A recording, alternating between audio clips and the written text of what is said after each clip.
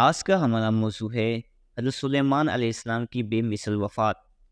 ملک شام میں جس جگہ حضرت موسیٰ علیہ السلام کا خیمہ گاڑا گیا تھا، ٹھیک اسی جگہ حضرت داؤد علیہ السلام نے بیت المقدس کی بنیاد رکھی،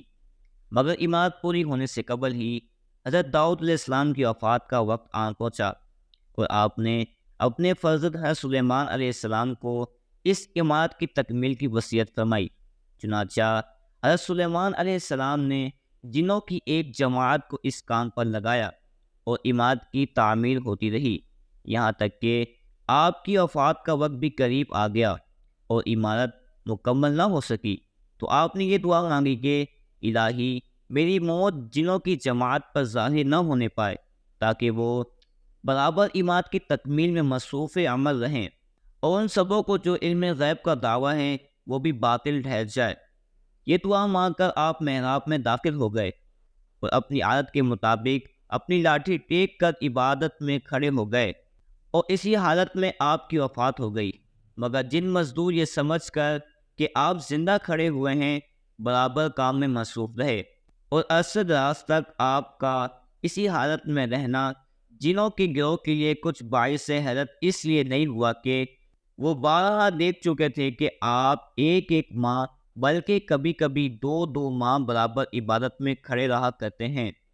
غرض ایک سال تک وفات کے بعد آپ اپنی لاٹھی کے سہارے کھڑے رہے، یہاں تک کہ حکم الہی دیمکوں نے آپ کے عصا کو کھا لیا، اور عصا کے گر جانے سے آپ کا جسم مبارک زمین پر آ گیا۔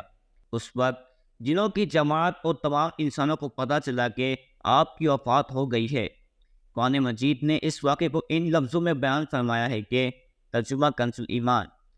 پھر جب ہم نے اس پر موت کا حکم بھیجا، جنوں کو اس کی موت نہ بتائی، مگر زمین کی دیمک نے کہ اس کا عصا کھاتی تھی۔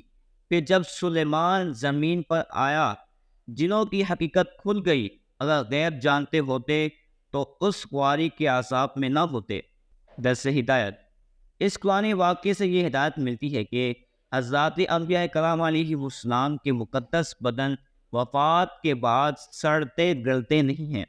کیونکہ آپ نے ابھی سن لیا کہ ایک سال تک حضرت سلیمان علیہ السلام وفات کے بعد عصا کے سہارے کھڑے رہے، اور ان کے جسم مبارک میں کسی قسم کا کوئی تغیر نما نہیں ہوا۔ یہی حال تمام انبیاء علیہ السلام اور ان کی قبروں میں ہے کہ ان کے بدن کو مٹی کھا نہیں سکتی۔ جزاک اللہ خیرہ۔ Please subscribe my channel and click the bell icon.